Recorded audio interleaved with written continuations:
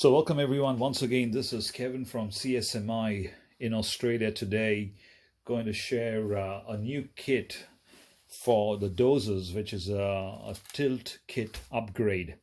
Now in your standard dozer, you have one cylinder on the right hand side and it skews the blade towards one way.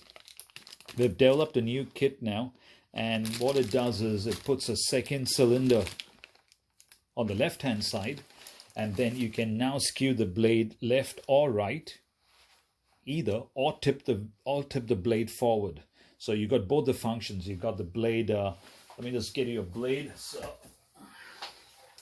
this is a standard blade up here, and what you could do is you can skew it to your left, you can skew it to your right, or you can actually tip the blade forward, because now we have two cylinders on the dozer, one on either side. And how is that possible?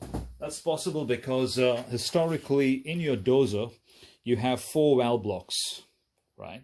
So you have one for the lift of the complete blade, one for the skew, one for the ripper engage or disengage, and one for lifting the whole ripper mechanism.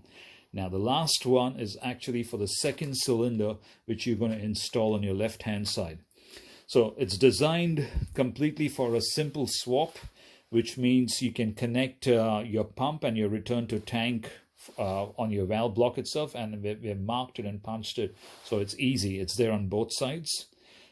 P and T, P for pressure, T for tank, and all the fittings are M5, just like your standard fittings inside your dozer.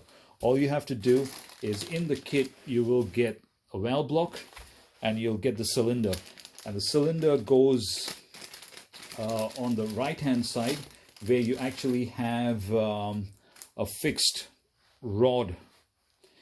You take the rod, you swap it with your cylinder, and you get the hoses with the connection. Now these hoses are M5. I'll try to get it into focus if I can. It's pretty hard. There you go.